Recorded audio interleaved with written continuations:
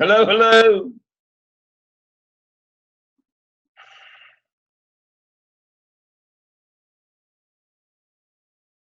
Dr. Barnes, how are you? I'm doing well. How about yourself? I'm good.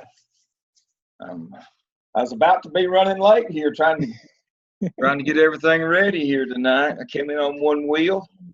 Uh, Came home tonight.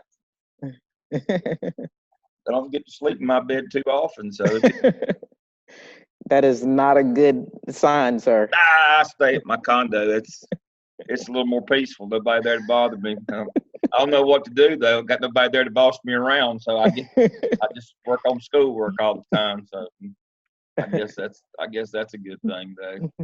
Good for Gardner Webb, not so much for home life. Exactly. That's exactly right. That's exactly right. No, but I've got all of our documents loaded. Okay. I'll start tonight with our weekly schedule as usual. Let's see. Yeah, I'm making sure I'm recording. And then when we get to the part where I'm going over them, you can still stay on and lead. I mean, have the Oh, I'll have it on the screen, and you just take over the vocals. that'll I'll work. I'll, I'll go ahead and I've got them queued up so that they'll show up on my whiteboard so the students can see them. Now, what we'll do is we progress. I'll start making you the host, and you can share your screen. Okay. You can have them up, but I've got them up tonight. We'll do it that way tonight. Next time you present, we'll have you. I'll make you the host, and then you share your screen, and that's a good thing to learn how to do, especially because we do that some when we're doing student presentations, and we have them Mhm. share their screens, and so we'll progress to that next. All right. So I've got them all queued up tonight, but we will eventually do that. It's Everybody's interesting. good. This week we're actually, pulling those um, schools that haven't actually reported anything thus far. And I Yeah, thought about you. I was like, critical yeah, conversations, as Ron Thompson used to say. The come to Jesus meetings. You started those this week. Yeah, you have yeah, to have those. They won't do it unless you make them. Some of them won't, and then they won't, and then then they don't do it right. We know yeah. that. Yep. Dr. Sumner, if you're on, just at some point we'll acknowledge her. I don't see her on yet, but it's 7 o'clock, so we're gonna go ahead and get started. I'm recording. Let me go All ahead and share. We'll start with our weekly schedule as we always do. Great day. It's already week 5. I right. can't believe it. It's zooming right along here. So week 5, we're looking at students' rights and responsibilities, handbook, student discipline, discipline plan, search and seizure. Um, this week you were to observe a due process in your school where they handle due process for a kid in terms of a disciplinary event, and then you interviewed a school disciplinarian about discipline and their biggest concerns. What I was hoping that you would all understand is, and I think you're all catching on, is due process takes time. That's why people don't do it. They take too many shortcuts. They don't question witnesses. They don't get written statements. They just kind of, well, this is not a big deal, and so I'll just give this one short shrift and move through. That's the one that comes back to bite you. The one that you don't follow through on, the one you think is no big deal. That's the one when you get a crazy parent or something much worse happened, but you were too busy to find it out. And I use the example, and it's kind of a dual one here of cyberbullying and inappropriate and um, and inappropriate use of media. Thank goodness an assistant principal at Huff High School here in northern part of Mecklenburg County, north of Charlotte. Thank goodness that AP said this doesn't look right to me, and took the time. Number one, call the police because there was evidence that there might have been some sexual misconduct in the. There was a high school boy that was pressuring middle school girls next door at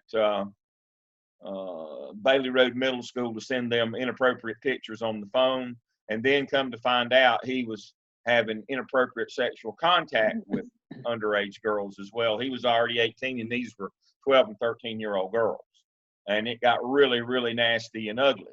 But thankfully, the assistant principal didn't first off think, how can I hide this? You know, too many school administrators, their first thought is, how can I hide this? Or I don't have time for this. Both of those are inappropriate responses. Number one, you have to make time to do due process. And number two, when you begin to see something that you have questions or concerns about, you don't cut your investigation short and hope it doesn't ever come back up. You go ahead and do the right thing and call the police and get started. And he ended up in prison, indecent liberties with minor, statutory rape, the whole deal. Age of consent in North Carolina is 16. All these girls were like 12, 11, 12, 13. And remember, the caveat on the age of consent is that's only if you're not mentally incapacitated. If you're in special ed, there is no age of consent. And so thankfully that person took the time, you know, when the report came and followed it all the way through. And as soon as there was any hint that it was sexual in nature, got the school resource officer involved. The police have much more powers for search and seizure in terms of subpoena power and those kinds of things that it takes to get phone records. They're limited in that they arrest based on probable cause. You only have to have reasonable suspicion to investigate a kid. So it works both ways. You have more power trying to do investigations on kids in school, but they have more power when it comes to legal actions, the things that they can do to enforce and get information. But again, I can't tell you enough times. As soon as the first hint of sexual impropriety, you get law enforcement involved. Even though if you think it's just a straight bullying case, but you know the way you find out is that you follow through. You take the time. And so, and what should surprise you is the time that it takes, the depth that you have to get into it, the amount of resources that you have to put in it.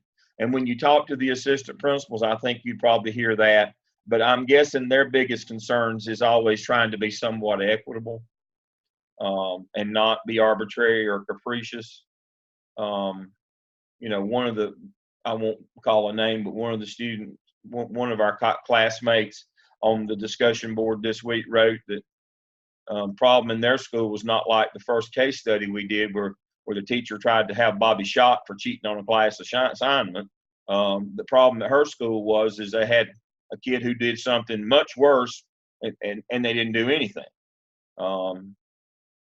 It goes both ways, folks. When we talk about arbitrary, it's not just arbitrary. Arbitrary means that we give one kid punishment but then we don't. And part of that is, I mean, that there's so many problems with that. One is gender bias, one is racial bias, one is economic bias. What we find is poor minority kids get a lot more punishment than other kids. They don't get the benefit of the doubt. And that's the problem with this. Oh, I gave them the benefit of the doubt, or I used my discretion. That normally doesn't go well if you're poor and dark. That doesn't go well for you. And so what we're trying to achieve, I know it's a pipe dream, it's an impossible dream, but what we're trying to achieve here is equity, where everybody has an equal shot.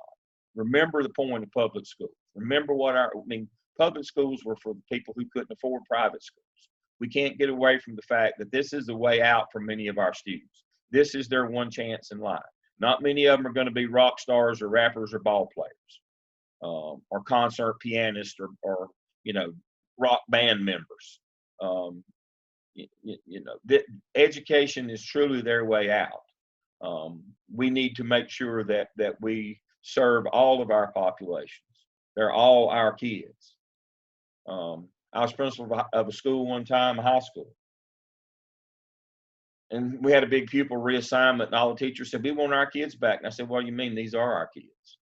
Well, they're not the ones we had before. I said, they're not white ones like you had before. Let's be clear here. You want them back. But these kids deserve your love as much as the other ones did. And I freely admit that kids that deserve love the most, that need it the most, usually deserve it the least with their behavior. But you've got to be professional. And so what I hope through this week's discussion boards, you saw how much time it takes, how much patience you got to have, how much love and care that you've got to have for students, even though their behavior might not exhibit the fact that they deserve it. That's still your job to find that compassion and to treat them all equitably. That's what we're looking for. I didn't say equally, I said equitably. That we give them the punishment that they deserve if we have to give them a punishment, but that we try to do it in a way that they learn and grow from. I guess that's the part of this that really bothered me about the case study with Bobby is I don't care how big a pain in the behind Bobby is. The thought that we would fail a kid for the year. I mean, we're trying to do everything we can not to do that. And here's a teacher has found some excuse on something that's trivial as a class assignment to fail a kid for the year. That hurts my heart to think that we would do stuff like that. But I've seen it. I've seen it in my career. I've seen worse. Trust me, I've seen worse. Dr. Barnes, unfortunately, she does a lot of what I used to do. She's seen a lot worse as well, in terms of faculty members being inequitable to the students and harming their long-term prospects for success. So that's what we did this week. And so tonight we're going to look at some of our documents that we had under week 5. I'm going to kick us off, and then I'm going to turn it over to Dr. Barnes, so since she is the current expert. What I have for you tonight, the first document I have is the CMS incident reporting, and you're going to say, that's old and doesn't look like it makes much sense. This is my first argument for you tonight.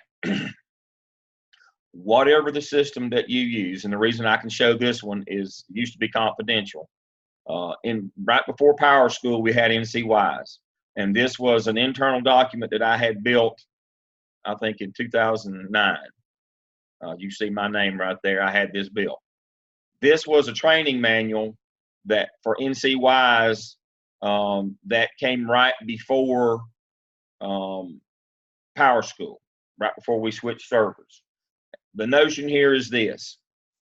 Part of what you need to be doing during your clinical internship, especially this semester, is get somebody to show you the administrative portal in Power School for disciplinary data reporting. That's very important. It's a whole lot more involved and in depth than yours is. So much so, and this one, a lot of it's the same. We had to build a manual like this. We took the disciplinary reporting manual, I'll show you in just a few minutes, and we built this manual with pictures in it to train administrators how to do it properly. And the reason I'm showing you this tonight is before we actually get into it, my argument is you need to understand that sometime during your clinical experience, you need to see what Power School, NCYs became Power School, what Power School looks like from the administrative portal to get an understanding that, oh, I better go get trained as soon as I get my first job. But it's not intuitive, it's not menu driven. Because younger people have grown up in a technology era with phones and tablets and laptops and iPads, they think that everybody thinks they're a computer genius. This stuff is not menu driven for a reason. That's for security reasons. You have to know what you're doing, and you have to go and get trained, or you won't be successful at doing this. And so that's my first argument is this stuff is not easy. It is not intuitive. It is not menu driven. When you go and apply for a job and you're in the interview process, and this is one of the things I talked to you about in 605 during the interview process, you've got to tell people during the interview process, I know what I don't know. Let me say that again. I know what I don't know, but I know I'm going to go get trained. I know that I've never entered disciplinary incidents into Power School. I know that I've never entered teacher observations. I know I'm not certified to do teacher observations. I've not been trained to do discipline, but to put it in. I've been trained on how to do it, but not how to enter it in the system. But I know that, and I'm going to go get trained right away. That's your first option. So I want to impress upon you, we want to do two things tonight, Dr. Barnes and I. I want to impress upon you, it's not easy. It's not easy doing it. Nothing about this is easy. Knowing all the laws, following through, taking all the time for discipline, learning the system and how long it takes. None of it's easy. You just have to be disciplined enough to do it. Dr. Barnes is going to convince you how serious it is tonight and what the consequences are if you don't do the right thing.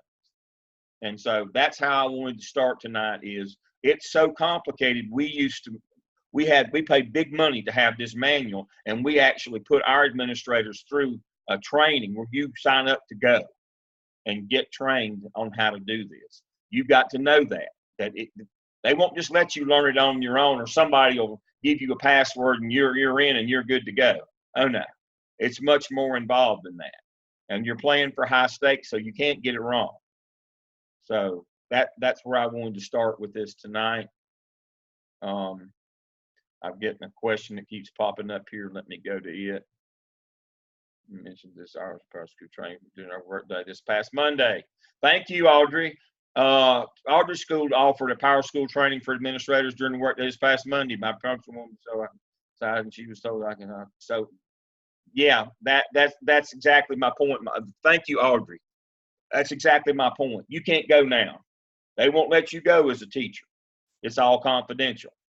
That's why I said just as soon as you get your job, and you tell them during the interview process, I know what I don't know. I can't train. They won't, for confidentiality, they won't let you train while you're a teacher. You have to actually be hired into the job. That's pretty much the rule everywhere. It certainly is in the bigger districts. And so, but what you got to say is just as soon as they have it, I'm going to go, so I can pull my part.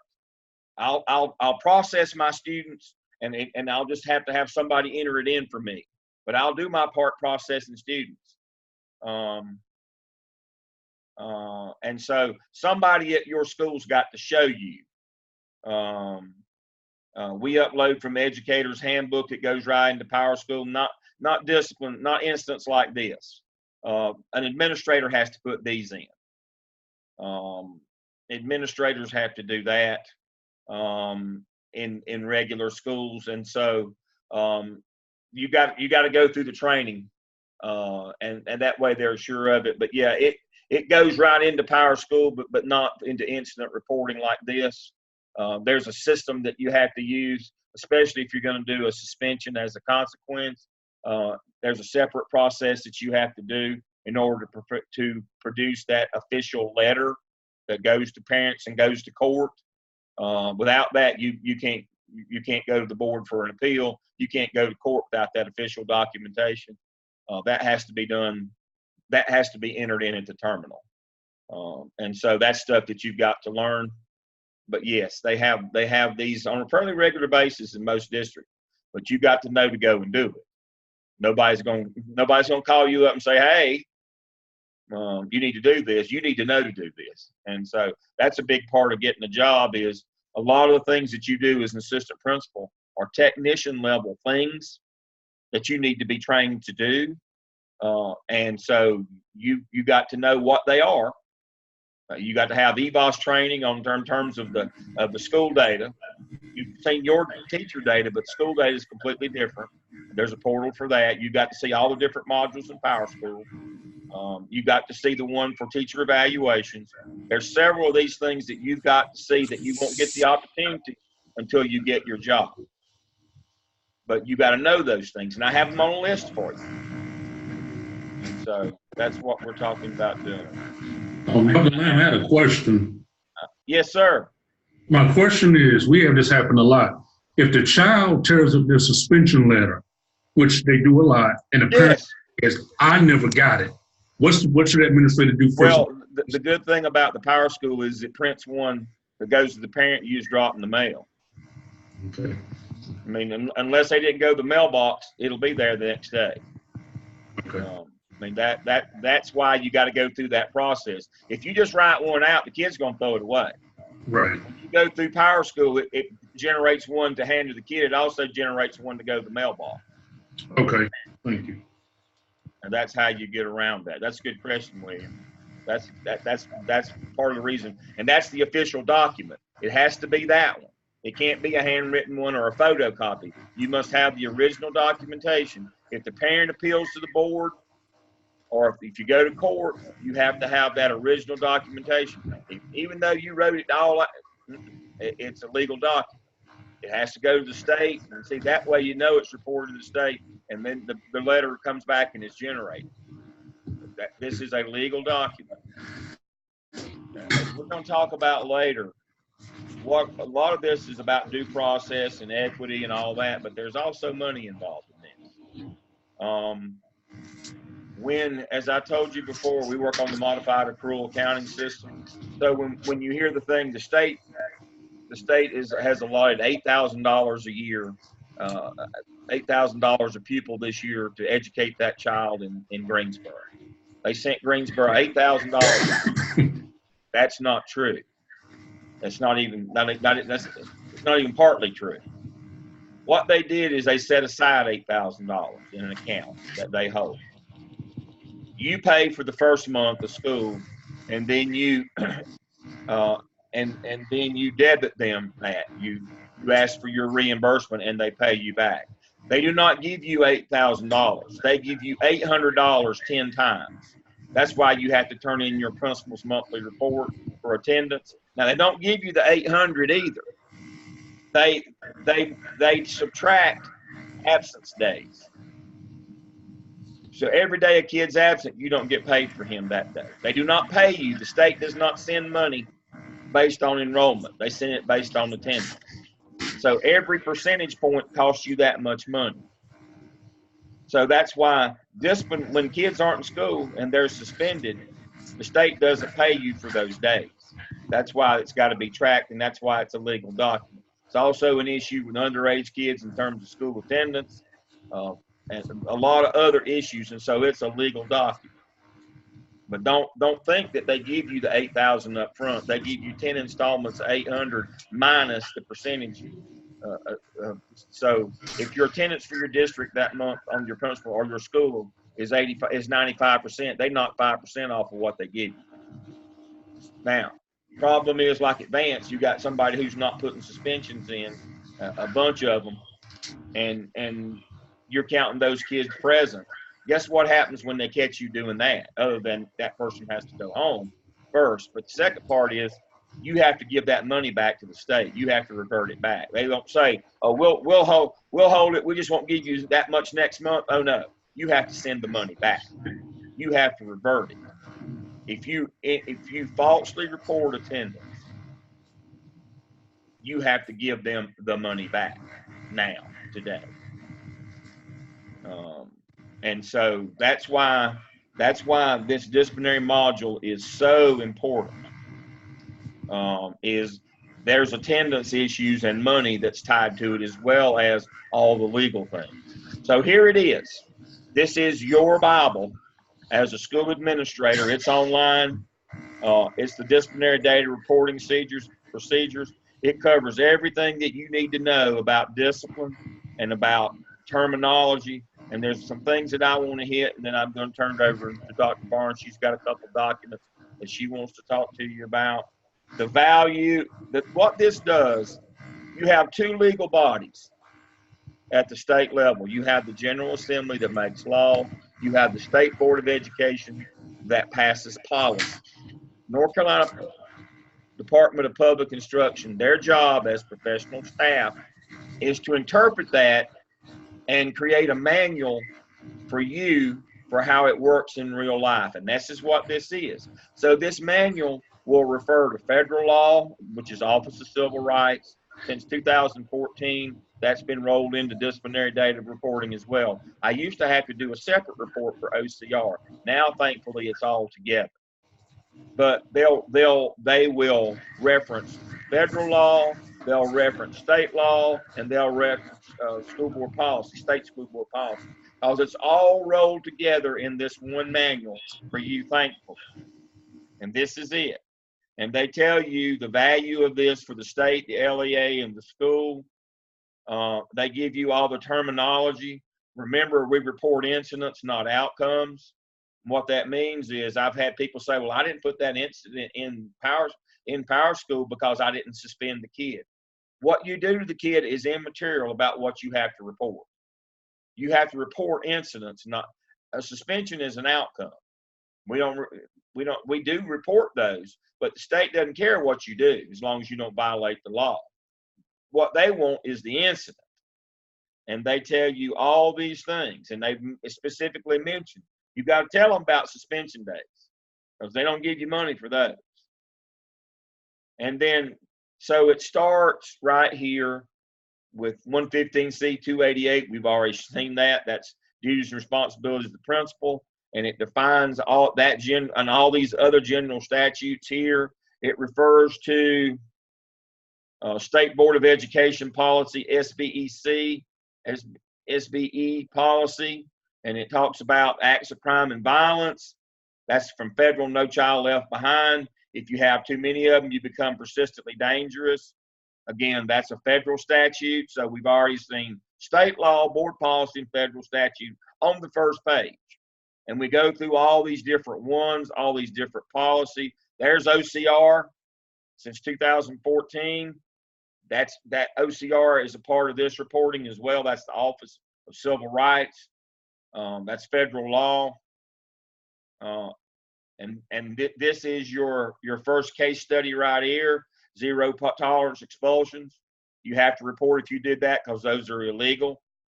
Right here.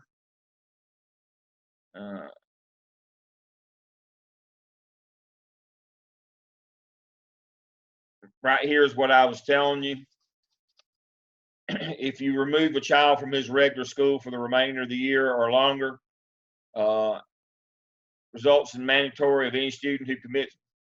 A policy is considered zero tolerance, even if there are some exceptions to the mandatory aspect, such as allowing summer school or alternative placements. Doesn't matter. So the idea that Bobby in our case study was given the opportunity to go to summer school still doesn't change the fact that it's a zero tolerance expulsion that's against the law. That's why I said it's right here in your manual. And so all of these things, and even if you do it for an alternative or summer school, doesn't matter. You have to report these because they are violations of the law. What must be reported here is all the stuff, all these things, all these rules, all these regulations. I mean, it goes on. Procedures, how to put it in, editing. You should never edit these unless it's just an error. Now, you know that the state and the district administration can see if you go back in and edit an incident.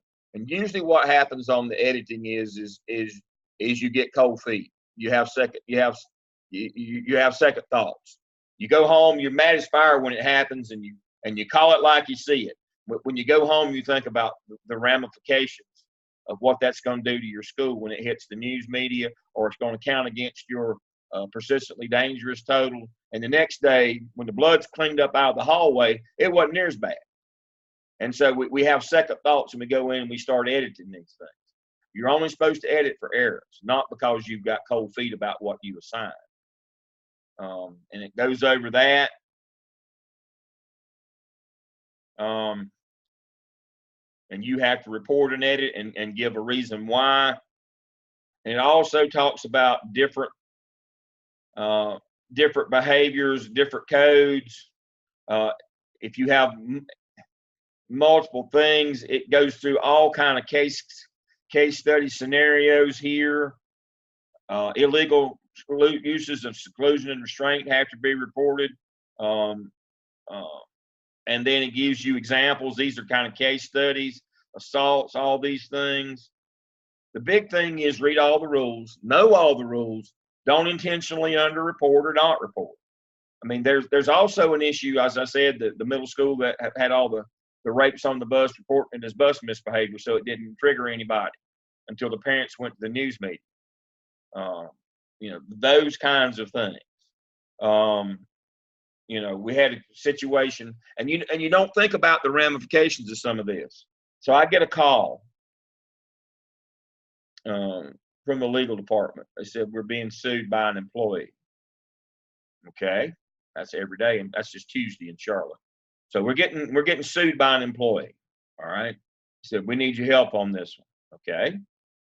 Said that he is suing us because his workman's comp claim was denied, and he's got a huge medical bill He works over here at one of our public separate schools, Morgan, for our behaviorally disabled students. And they were trying to put him in one of the locked rooms. He was having a violent episode, and somehow he got caught in the door, and it nearly pulled his arm off. And he had to have a serious set of surgeries on his shoulder to basically reattach his arm. And when he put his claim in for workman's compensation, the HR department went back and looked in Power School at the incident, and it was reported as assault without injury, as a simple assault on staff without injury, which doesn't count against your total and persistently dangerous. Now, and it was intentionally done that way. When I asked the principal, why'd you put that? Clearly that's an assault with serious injury. She said, well, they said he'd eventually get the use of his arm back. I can't make that up. I'm not smart enough. That's what she told me as her justification for underreporting that incident is that they said that he'd probably eventually get the use of his arm back. He might not be able to use his hand too much, but he'd get the use of his arm back somewhat after he goes through a dozen surgeries. What? And that doesn't meet. I said, clearly that meets the state definition. Well, I don't know. Well, that's the kind of stuff that I'm talking about is you don't realize. And so obviously we had to settle that case before we went to court. I was not about to go to court and say, well, she thought that if he didn't die, it was okay, that he'd eventually get some use of his arm back. Probably won't be able to use his hand again, except anything but for a club. But she don't think that's a serious injury. So we reported it that way. And so the man can't claim a workplace injury. And he's got $200,000 worth of medical bills now. And so there's some things riding on you getting this right. Don't think that there aren't any repercussions to not reporting and underreporting. And so we go through all this, and we talk about, we've got alternative assignments are covered in this. If your district has alternative assignment, the rules about putting them in there, about all the paperwork and documentation, and you got all your code. So these are the things that have to be reported when you go into Power School. Where it happened, that would be the incident site code, the offender or the victim type. Sometimes parents are the victim, sometimes parents are the offender, sometimes people off the street, sometimes it's a teacher. We had a principal that made a real bad decision with a teacher and teacher assistant. They were having beef in the classroom, so he had them in his office, set them down and tell them what was wrong. And so the teacher got to go first, and she told him what a dirtbag the teacher assistant was. And when she got done, the teacher assistant started telling him what a dirtbag the teacher was, and the teacher jumped up and slapped the teacher assistant right out on the floor. And the principal stupidly told the teacher assistant, if you tell it, I'll fire you. Well, she couldn't wait to get to a magistrate and report that. And so the offender type should have been teacher, and the victim type should have been staff. But he didn't do that, because both of those, that would have been a PD at his school, small elementary school, would have put him over the limit. So he just threatened the teacher assistant.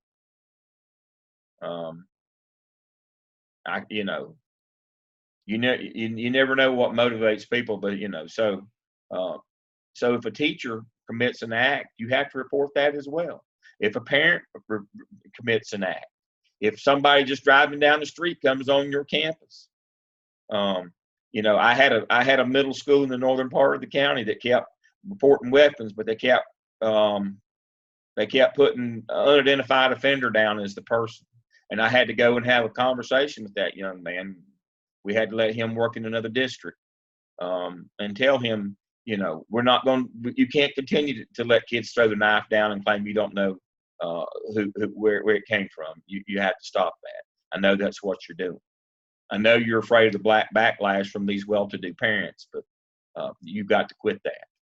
Somebody's going to get hurt, and then it's going to become known that this kid has done this 2 or 3 times, and you didn't bother to stop it. And the next time they're going to do more than just bring the knife. They're going to stab somebody with it. You know, I'm trying to help protect you, because you're going to end up losing everything you've got. So unidentified offender is like when I was a junior high principal in Charlotte, somebody pulled a car onto the campus over Christmas break, underneath the breezeway where we had a breezeway up, a skywalk between two buildings, and set the car on fire and burned up our skywalk. When I was at Eastway at the junior high, that would be an unidentified offender. When somebody came on your campus over the weekend and set something on fire or broke into your building, that would be that's not a student that you just don't want to tell on. And here are all the different offenses. I've told you there's 3 categories. PD means it counts against, you got to call the police and it counts against you on your persistently dangerous total. That's why it starts with a PD. RO means it's an act of, it's a crime. You have to report it to the police. Starts with an RO. There are 5 exceptions. For our purposes, only 3 of them are relevant. There's 1, 2, 3, 4, 5. So we'll actually say there's 4. There's 4 times when you have an unacceptable behavior that still has to be reported to the police. If it has a general statute code behind it as a suffix, even though the prefix is UB, communicating threats, alcohol possession, which is an RO already. So that's why I say it's actually just 3. Affray and disorderly conduct, and see, this one is already an RO. There's 5 that are identified with state statutes, but only 3 of them already had a UB prefix, but they still have to be reported. They should have an RO, but they don't. 2 of those are already ROs anyway. So be careful when you just glance up, when you put one in and you see the UB, I don't have to call the police. On these 3, you do. If you have communicating threats and affray, which is a public fight with more than 2 people, or disorderly conduct, those have to be reported to police as well. Other than that, you can see there's the codes right there on them. You know what you have to do. And these are all the things that the state recognizes, and these are the things that are in your code of conduct. And Dr. Barnes has got the new code of conduct from CMS that she's going to cover tonight. The state says this is what they are. The school board and their code of conduct sets the consequences for these, the punishment. The state defines what they are. These are the things that can't happen in our schools. And you have to keep them from happening or punish them if they do. They don't tell you what, the state does not prescribe the punishment. That's up to the local board. But this is what they say that you cannot allow to happen in your building. And then here are your recording categories. These are your 17 acts of crime and violence right here. And then here are all your codes for them that go in. And then here's the consequence type. So I have people who said, well, all I did was conference that kid. Even though he shot another kid, all I did was conference him. I don't have to put that in power school, do it? Yes, you do. It says right here, let's see. Administrative conference with student. Even if that's all you do, you still have to report the incident. Now, obviously, if a kid shot another one, you'd give him more punishment than that. But one of the things that some folks try to do to keep these incidents out of power school is to manipulate the consequence and say, well, that was a minor thing, so I didn't report it because I just did this. Can't use that as an excuse. The state says anything. If you speak to a kid about an incident, then that's an incident. Now, and it's got to be reported. And so there's all of these things. Now, when we talk about being reported, pretty much anything that happens in your school's got to go in power school. Reported to law enforcement, that's a specific list that Dr. Barnes is going to work with you in a minute. Then you got to tell what the victim is, the weapon type. If you give them an alternative placement, you got to enter that in. So all this stuff has to be put in. Now, crime definitions, don't say you didn't know. They've defined them for you here, and they're pretty explicit. So what happened is the principal at the school said it was just an assault on school official, which says that there's no bodily harm, there's no injury, because that one is not a persistently dangerous. That's just an RO. Got to report it to police. This is what actually happened: assault resulting in serious personal injury. This one counts against your total for a persistently dangerous school. And as I've told you before, persistently dangerous has the same penalty as low performing academically. So it's a big deal. You lose your job. So, substantial risk of death, serious extreme pain, permanent or protracted loss of impairment of function, body member, organ, limb, prolonged hospitalization. That fellow had 4 out of the 5 of those, and she said, nah, it wasn't a serious injury. He was prolonged hospitalization with all the surgery. It impaired, he couldn't use his arm. It was a protracted condition. I mean, he was out for 6 months. He was permanently disfigured. His arm didn't work. And she said, nah, I guess she said, well, because he wasn't in a coma. I mean, obviously, she was grasping for straws. But that's what people do. And then weapons, if it's on that list, it's a weapon. Well, it was just a small knife, or that's the same argument. It was just a small caliber handgun that I shot him with. It doesn't matter. If it's on that list, it's a weapon. And we go through all of these. The sexual ones are very graphic. I won't read them, but you need to know. If you just touch somebody, see right here, right there, sexual contact. I mean, touching is a crime if it's the right place. If it's sexual in nature. And so you better know this stuff, but you also better know the rules about consent as well. It's 16 unless the person assaulted is mentally disabled, mentally incapacitated, physically helpless. Mentally disabled means any self-contained class. And I would argue if they're mainstreamed or inclusion less than a full day, probably they fit that category as well. So you can't say, well, that girl was 17, she went to the bathroom and had sex with that boy, but she's self-contained DC. That's what happened at North Met. She was 17, but she's self-contained DC. She had the mind of about a 5-year-old. She can't consent. School said, oh, she's 16. We're off the hook. No, you're not. No, you're not. That's a discussion you can have in the unemployment line to pass the time. So this is the manual. You got to learn this thing. You've got to spend some time. You've got to read this thing. All right. Dr. Barnes, I'm sorry I didn't leave you a lot of time, but I was hoping about 20 minutes for you. I'm going to put up your first document here. I'm going to let you, this is the new code of conduct from. So, actually, you don't even have to put up the other document because the other document is just a condensed version of the actual manual that you just showed. Yeah. The only thing that I did in that condensed version was give administrators an opportunity so that they can have a quick read to it, but it doesn't excuse them from knowing that manual. Exactly. So the key thing is you got to know the manual. Yeah. See now this is exactly, Dr. Barnes, I hate to say this, but she's learned my bad habits. I'm bad to do things like this. I know you got this whole manual, but here's the stuff. I like making quick reference guides like this. You got to know this stuff. This is the most important. See, she's just pulled out the heart of it for you.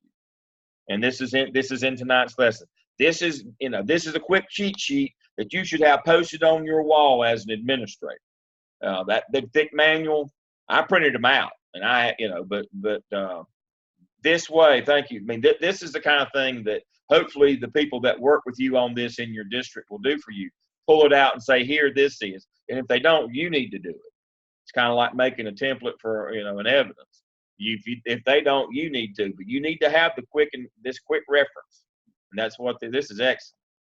And so if you look at the very last pages of that, or the last page of it, it'll show you kind of like the persistently dangerous offenses and reportable offenses. Because what happens is that I get an administrator who will say, oh, well, I didn't know that this was persistently dangerous, or I don't even have 1,000 students. Well, that makes it worse for you when you don't have 1,000 students, because that means you can only afford to have so many incidents because you have less than 1,000 students. It's 1 for every 200, or 0.5 or 0.5 of 1%. It's one incident for every 200 students, which is a half a percentage point. So that's the actual calculation, is a half a percent is all you can have. You can't exceed that in your building. So if you've got 200 students, you can only have 1 incident. If you have 2, you make the list. If you've got 1,000 students, that's 5. Now, the problem we hire people stupid enough to think, well, if it's 5 for every 1,000 and I don't have 1,000 students, then it can't happen to me. No, it's a half of 1% is the actual number, which translates to 1 for 200, 5 for 1,000, 10 for 2,000, 15 for 3,000. That's the way that translation works. And so it's 0.5 of, half of 1%. And there's your PDs. Yep. Right there. Those are the ones that count against you. And you make the watch list the first year, and then they come out and do that audit. And that, you better believe they use that assessment inventory when they come out from the state. They check everything, even the water fountain. Everything on that assessment inventory list that I gave you, that's where I developed that for, to get schools ready for that audit. And just so you know, before the state goes out and does the audit, we come out from my department and I send my group out to just show up on the campus, and we use that same checklist that you created, and we use that in order to get the schools prepared for the state audit. That's going to correct. happen. And one of the tricks that we learned years ago is we'd find out the day and the time that they were coming, and we would come like a series of weeks before that on that day and time, and show up unannounced, because when they come, they're not playing. And so, as you already know, without me calling any names, we have our own police department, but that does not excuse us from making sure that our schools report. So it kind of trumps, what the superintendent may think, because the police are going to follow the law. If you break the law, they're going to arrest you.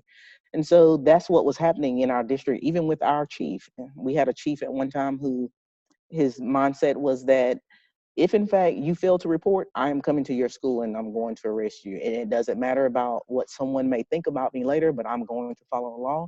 And if I investigate and find out that you failed to report, then I'm charging you with failure to report. Mm-hmm. He would come and arrest principals in the building. Yes. And so to assist principals with our rights and responsibilities handbook, you can pull that up.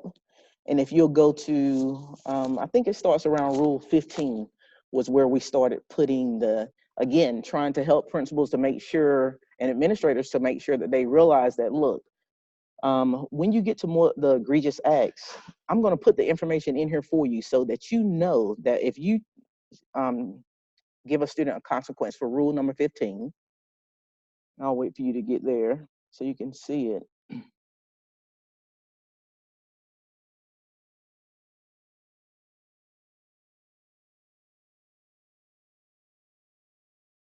So now, see, with use of fire, rule number 19, et cetera, we see how we put the RO in there for them. So now they don't have an excuse as to whether or not they knew that was a reportable offense, because we put it in the handbook for you.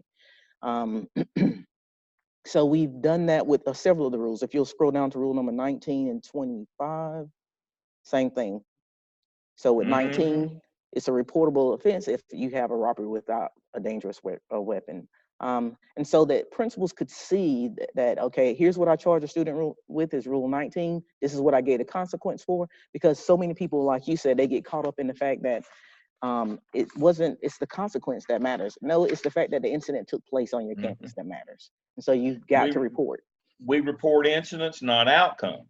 That's right. And you say, but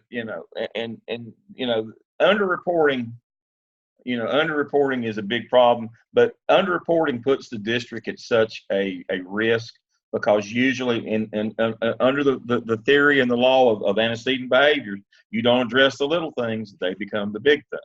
And so, as I was telling you when I came on tonight, that this week alone, we have decided that, okay, now my staff that reviews the data, they're bringing to me the schools that we've been in school since August.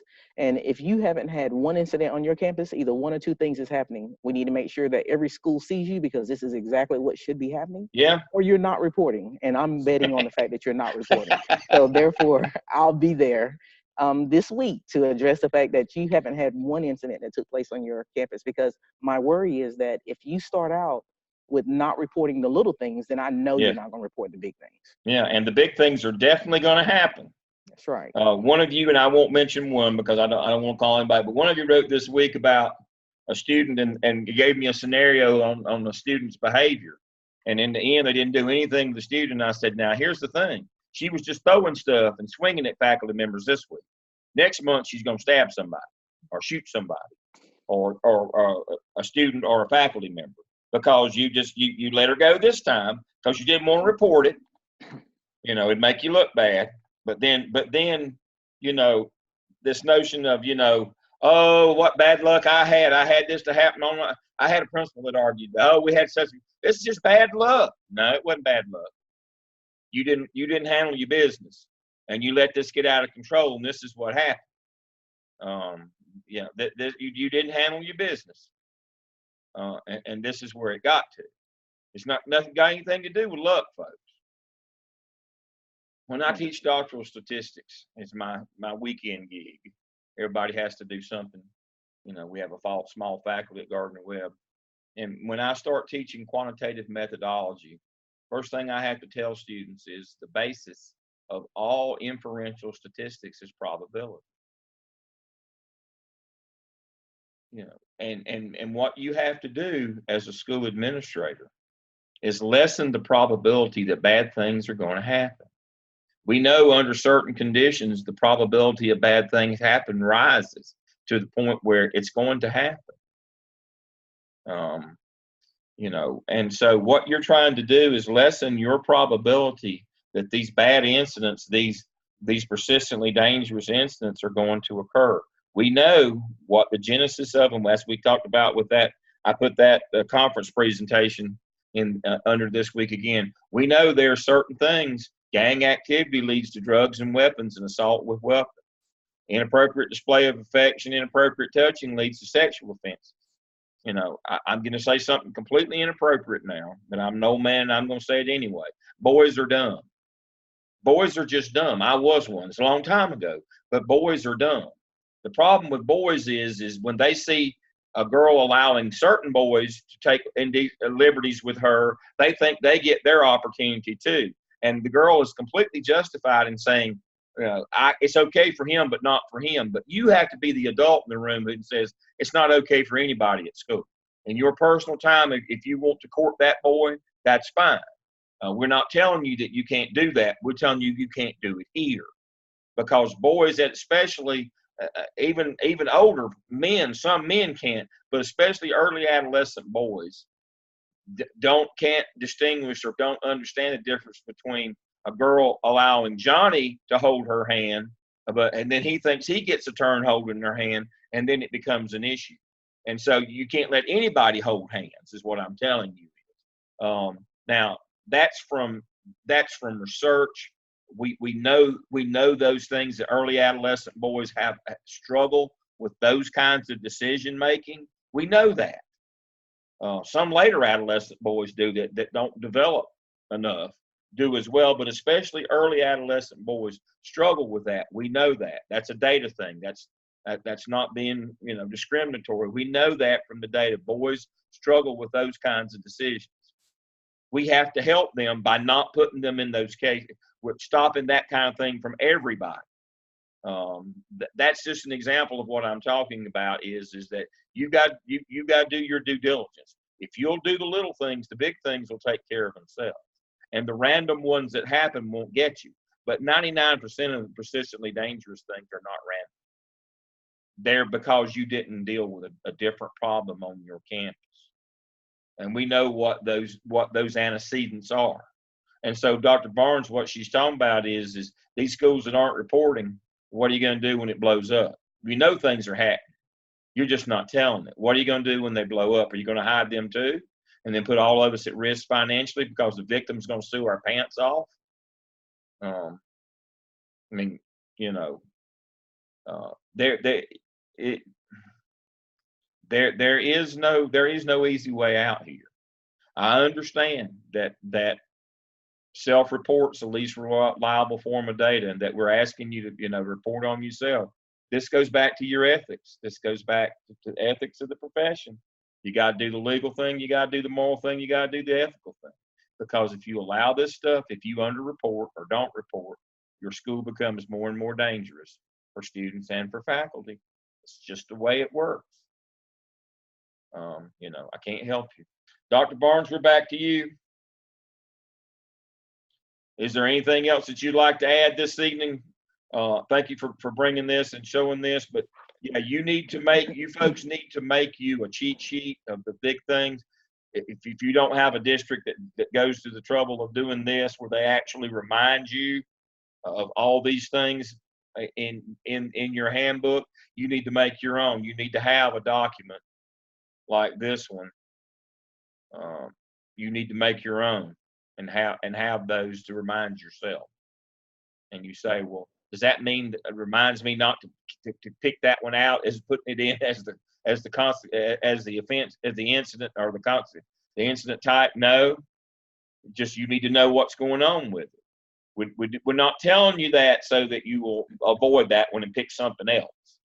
But you need to know what's going on in terms of, I've got to report this now. And that makes you realize, hey, I better get out there and do my homework and beforehand so that these things don't happen. Dr. Barnes, anything else from you? Nope, I think you said it all when you said it's that the legal exposure to the district is what causes people to start responding, and they may be doing a just a reaction to that exposure. But by the time everything is cleared and done, the administrator has already lost their job. They've already moved on, and the district has moved on to the next person in charge of that school. Whereas that person is still just kind of left lingering, if they're lucky enough to get back in the classroom as a teacher, because sometimes they didn't keep up their certification. So you just kind of are out and you don't have a position. Exactly. Please remember, and this is kind of going into the close for tonight. Thank you, Dr. Barnes. Is Dr. Sumner with us? If she is, does she have anything? Okay, so I'm going to do the benediction now. I don't see Dr. Sumner. She was traveling. All right, I'll head into so here's the benediction, folks. Here's kind of the bottom line. When you become an administrator, you're going to sign the contract. There is no tenure for administrators in either North or South Carolina. You have to sign a contract. You give up if you're old enough, and most of you aren't, but if you happen to be old enough that you made career status or tenure as a teacher, when you sign up as an administrator, you lose that. That's gone. So if you're the AP who underreports and gets caught and you're out, unless they need you back in the classroom somewhere, and they don't have to. They're not legally obligated for you to have a job. Most of the time, as my wife would say, well, what happened to that person? I'd say, well, honey, they had to go home. We didn't have a place for them. We're not obligated to provide them a job, so they just had to go home. That's the way it works. So when I talk to you about you're going to lose your house, I know that's probably a poor metaphor, but what I'm saying to you is you're going to lose your job. You're not, and not just that job. You're going to lose every job, any job, and you're not going to be employable for the near future. Not in this business. You're not going to be employable, and by the time that most people, it's financially devastating between the legal bills and the no income coming in. It's rough. It's not like, oh, they made a mistake, we'll just put them back in the classroom and pay them their same salary. No, we have no obligation to do that. And so you need to understand when you move from a teacher, that's why I talk to you all the time about changing your lens. When you move from a teacher to an administrator, you have to see things from the legal and policy, ethical standpoint. But you got to understand you're playing for keeps now. You don't have the protection you had as a tenured teacher. You don't have those as an administrator, and you trade on your integrity. And if it gets sideways or goes bad, there's not gonna there's no safety net for you. And so we've tried to stress this. Probably people say he's trying to scare us. I'm not trying to scare you. I'm trying to prepare you for a change in careers. Simply moving down the hall from your classroom to an administrator's office is not just that. It's actually a career change. And you have to understand how the game is played in this arena. This is not for the faint of heart. Y'all might think that, Dr. Barnes and Dr. Sumner are nice people. Y'all know I'm not. But you better understand, you're playing in the big leagues now. You're playing for keeps. Everybody's not nice. You can be cordial, but now people aren't going to look out for you. They look out. The people at the central office, their job is to look out for the district, and lessen the exposure of both public ridicule and bad publicity, but also financial exposure. And if you're in the way of that, we don't hesitate. And so the last story of the night is we had a principal that we were having to fire, having to let go because of non-reporting. And during the 5-day cooling off period, he killed himself, committed suicide. Now, I'd like to say that I was, that it threw me for a loop as the person who was doing this. But I'll be the first to tell you, my first thought was, boy, that'll save me a lot of paperwork. That's how hard you get.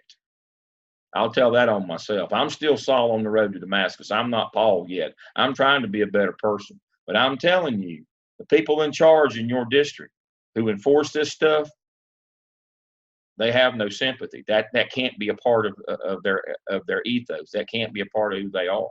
You have to be hard to protect the district, and so they'll be hard.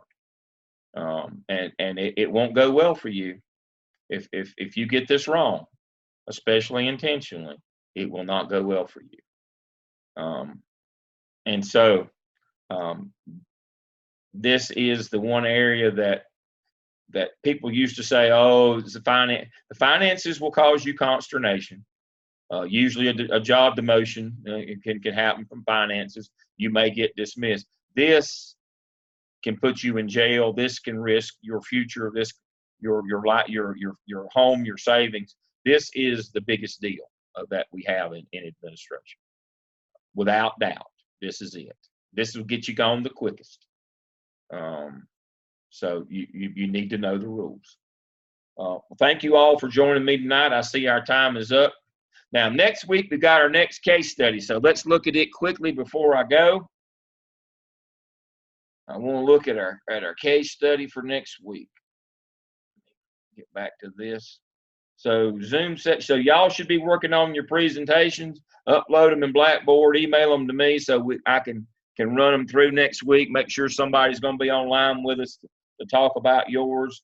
And so case study 2. Let's see if it's going to open up. So what's our case study 2? It'll pop up.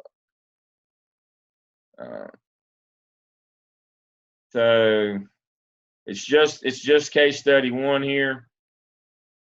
And so next week's about finance.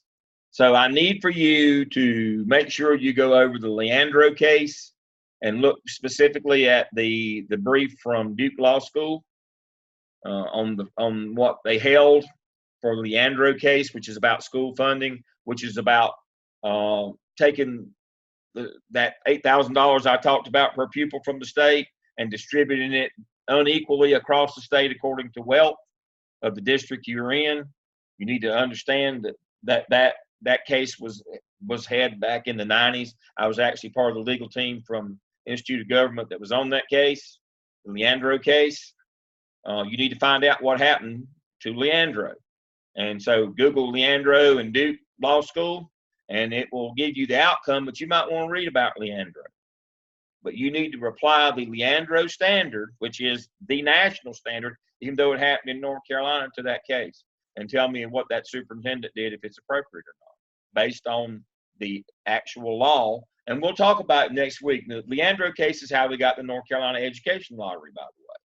That's what led, the Leandro case led to the lottery. So you need to dig into the lottery and the funding of it and Leandro, all that's balled up in that case. And so use the Leandro case as the standard, as I told you earlier, when you're looking at that case study, and be prepared to talk about it next week. I'm gonna talk, if you can believe it, I'm gonna talk less and let y'all talk more. I'll see you all next week. Have a great week. Thank you. Good night, everybody.